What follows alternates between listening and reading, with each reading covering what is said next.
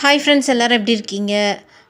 இன்றைக்கி பார்க்க போகிற வீடியோ என்னன்னு பார்த்தீங்கன்னா, நம்ம வீட்டில் கிச்சனில் இருக்கக்கூடிய முக்கியமான மசாலா அதுதான் இப்போ எப்படி ரெடி பண்ணுறதுன்னு சொல்லி உங்களுக்கு ஷேர் பண்ண போகிறேன். இதுதான் எப்பவுமே நான் ரெகுலராக இந்த மசாலா வந்து ஃபாலோ பண்ணிகிட்ருக்கேன். ரொம்பவே நல்லாயிருக்கும். இது வந்து சிக்கன், மட்டன், அப்புறம் மீன் குழம்பு, புளிக்குழம்பு, இந்த மாதிரி நீங்கள் குருமாவோ என்ன குழம்பு வச்சாலுமே டிஃப்ரெண்ட் எல்லாமே ஒரே டேஸ்ட்டில் இருக்குது அப்படின்னு சொல்லி ஃபீல் பண்ணுறவங்க இந்த வீடியோவை மிஸ் பண்ணாமல் பாருங்கள். ஏன்னா இது அனைத்து குழம்புக்குமே நல்லாயிருக்கும். கடலைப்பருப்பு, உளுத்தம்பருப்பு, இந்த மாதிரி பருப்பு வகைகள்லாம் இதில் சேர்க்கக்கூடாது. இந்த மாதிரி மசாலா மட்டுமே நீங்கள் அரைச்சி வச்சிங்கன்னா என்ன வித குழம்பு வச்சாலுமே ரொம்பவே சூப்பராக இருக்கும். சோம்பு, சீரகம், கசகசா, அரிசி, இது 4 ஒரு 5 கருவேப்பிலை சேர்த்துக்கணும். அவ்வளோதான். இதுதான் மசாலா வந்து மிக்ஸ் பண்ண போகிறோம்.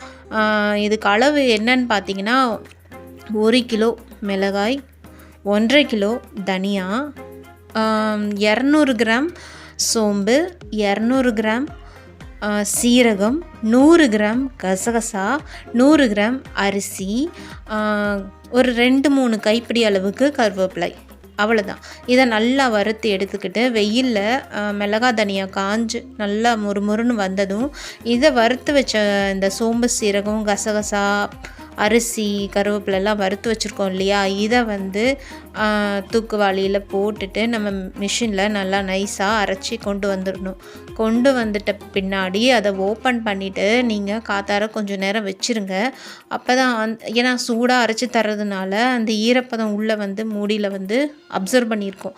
அதனால் கொஞ்சம் அப்படியே ஃப்ரீயாக விட்டுட்டு அப்புறமா ஒரு பாக்ஸில் நீங்கள் ஸ்டோர் பண்ணி வச்சுக்கிட்டு மீன் குழம்போ, கறி குழம்பு, குருமாவோ என்ன நீங்கள் மிளகாத்தூள், இந்த மிக்சிங் மிளகாய்த்தூள் நீங்கள் எதுக்கு சேர்த்துக்கிட்டாலுமே ரொம்பவே சூப்பராக இருக்கும்.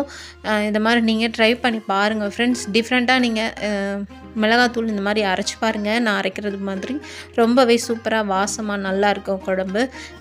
இப்போ வந்து நான் மீன் குழம்பு வச்சுருக்கேன், மீன் வறுவல் பண்ணியிருக்கேன். உங்களுக்கு இந்த வீடியோவை நான் ஷேர் பண்ணுறேன் பாருங்கள்.